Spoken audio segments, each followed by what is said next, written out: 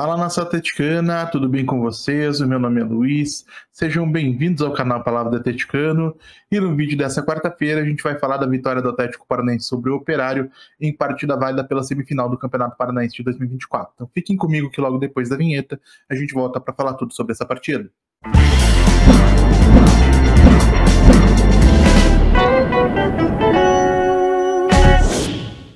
Então vamos lá para falar de Atlético Paranaense 1, Operário Ferroviário 0, partida decisiva da semifinal do Campeonato Paranaense que garantiu o Furacão na final com a vitória pelo placar agregado de 3-1 nessa eliminatória. E o primeiro ponto que eu separei para conversar com vocês diz respeito não ao Atlético, mas ao Operário, que depois de 2 confrontos conosco, podemos afirmar sem margem para dúvida que a equipe montada e idealizada pelo Rafael Guanais é bastante competitiva, muito bem organizada e criou enormes dificuldades para os comandados do técnico Cuca, tanto lá no estádio Germano Krieger quanto na Liga Arena. Isso mostra, de uma certa maneira, duas coisas. Primeira, que a passagem do comando da equipe de aspirantes do Rafael Guanais para o Eduardo Barros lá em 2020 foi um erro grosseiro. O Guanais é um técnico bastante competente e muito promissor, pode chegar aos principais níveis do futebol brasileiro e que tem boas ideias de jogo. E o fato do Operário conseguir executar com eficiência as ideias de jogo do Rafael Guanais mostra que alguns dos conceitos que o Carlos Osório tentava implementar no Atlético eram possíveis sim de ser executados, mesmo sem que as peças envolvidas fossem de extrema qualidade técnica, o que não significa que o Osório não tenha errado bastante, não tenha contribuído muito para o encerramento precoce da sua passagem pelo Furacão. Um segundo ponto que eu achei importante de destacar foi a forma como o Operário pressionou os jogadores do Atlético, marcação muito cerrada, muito firme, muito física.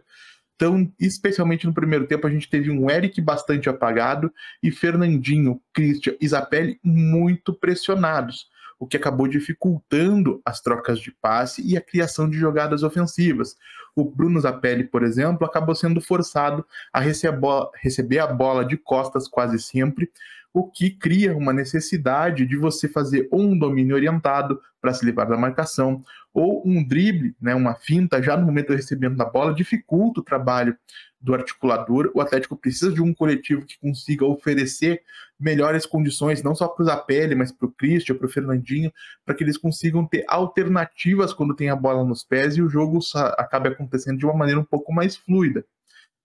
E especialmente em relação ao Bruno Zapelli, isso vai ser ainda mais necessário, porque o Bruno, como todo meio atacante, como todo camisa 10 dito tradicional, sofre da maldição que acompanha a posição. Sempre que a equipe não funciona muito bem, o primeiro alvo das críticas é o meio atacante, é o articulador, é o camisa 10, porque imagina-se que ele seja o grande responsável pelo funcionamento de tudo.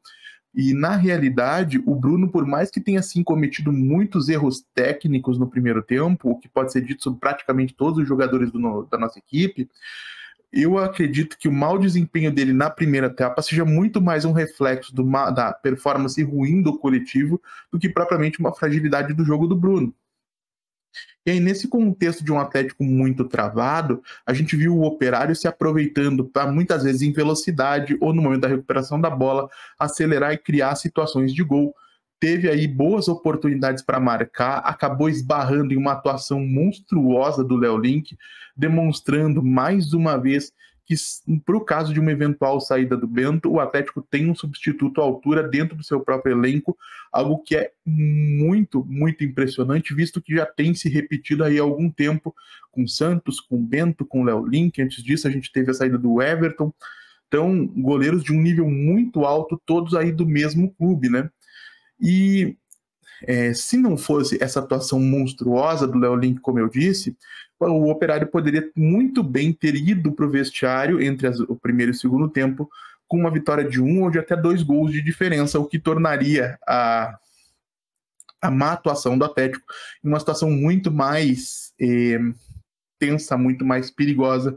para o caminho do clube nesse campeonato. Quem acabou se destacando, mesmo que isso não seja a sua principal característica, foi o Gonzalo Mastriani no papel de homem de referência com mobilidade. Ele conseguiu,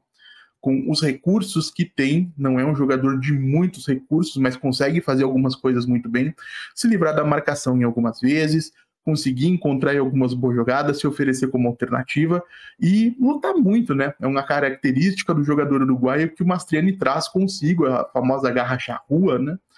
E num lance como esse, o Mastriani recupera a bola, cria toda a situação,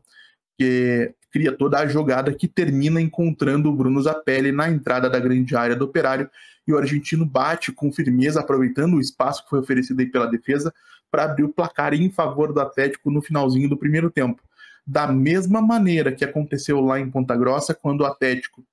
encontrou um gol numa penalidade sofrida pelo Eric no final da primeira etapa, em Curitiba de novo, talvez sem merecer, o Atlético abre o placar em uma jogada isolada, mesmo com o Operário tendo sido bastante superior. No segundo tempo, a gente teve uma melhora do Atlético, que conseguiu equilibrar as ações, sofreu menos enfrentando esse time do Operário, que, lógico, pode ter se cansado também,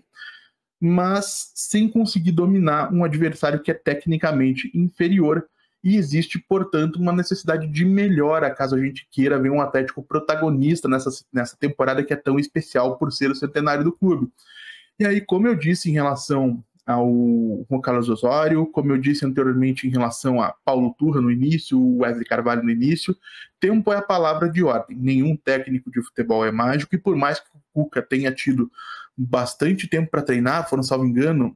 8 sessões de treino aí, ou 7, 8 sessões de treino desde a última partida, descontados os dias de folga, não é do dia para a noite que ele vai conseguir implementar tudo aquilo que ele imagina, mas daqui talvez um mês,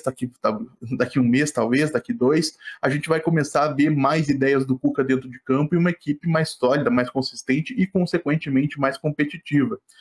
Acho que algumas coisas que precisam ser destacadas, eu não gosto, e sigo não gostando desde o ano passado, que o Maddison seja uma opção para todo jogo que o Atlético disputa. Por mais que o Léo Godoy possa ter cansado, e isso não foi confirmado até o presente momento, que ele tenha realmente se desgastado, mas o Maddison é um jogador de uma qualidade limitada e que tem uma valência muito específica, que é essa entrada em diagonal que ele faz com alguma competência. Mas não pode ser solução para um jogo em que o Atlético esteja mal. O Atlético precisa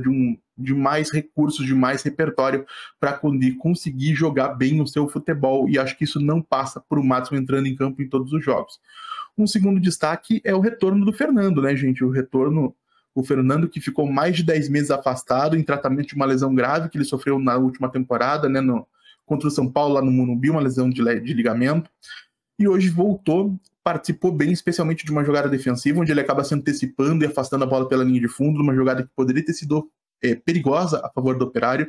e o retorno dele é uma excelente notícia, porque acaba trazendo, deixa eu ver qual foi a palavra que eu coloquei aqui, novas possibilidades ao elenco, na medida em que o Fernando é um lateral com características bem diferentes do Bruno Zapelli. E falei então também da estreia da nova camisa, né? Como eu disse aqui ontem, gostei do modelo número 1, achei que poderia ser melhor, poderia ter sido mais caprichada em detalhes pelo fato de ser a temporada do centenário, mas fico com a mesma impressão que eu trouxe aqui no vídeo de ontem. Gostei da disposição das listras, gostei do fato das costas ter o degradê, facilitou a visualização dos números de cada jogador,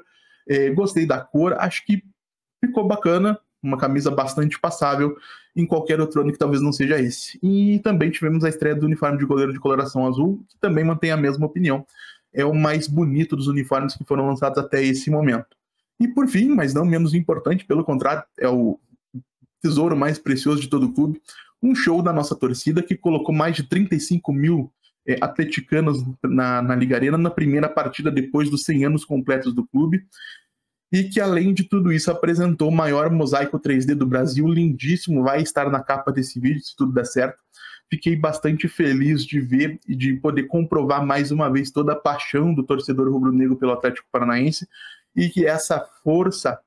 que vem das arquibancadas possa ser um diferencial que se reflita dentro de campo, em bons resultados, em boas atuações, em disposição dos jogadores para seguir buscando o melhor desempenho e o melhor resultado a cada partida, porque esse tem tudo para ser sim um ano muito especial, tem muita qualidade nesse elenco, que bem explorada por um bom comando técnico, como eu acredito que o Cuca possa assim fazer, podem transformar o Atlético em candidato a títulos. Mas e vocês, gente? Gostaram do jogo de hoje? Não gostaram do jogo de hoje? Quem foi bem? Quem foi mal? Deixe a opinião de vocês aí nos comentários. Como eu sempre digo aqui, eu leio todos e respondo todos. E se você chegou até aqui, eu vou pedir que você deixe seu like, se inscreva no canal, acione o sininho para receber notificações, compartilhe o conteúdo em redes sociais. A gente volta a falar de Atlético Paranaense amanhã aqui no canal Palavra do Atleticano. Muito obrigado mais uma vez pela atenção de todos e até a próxima.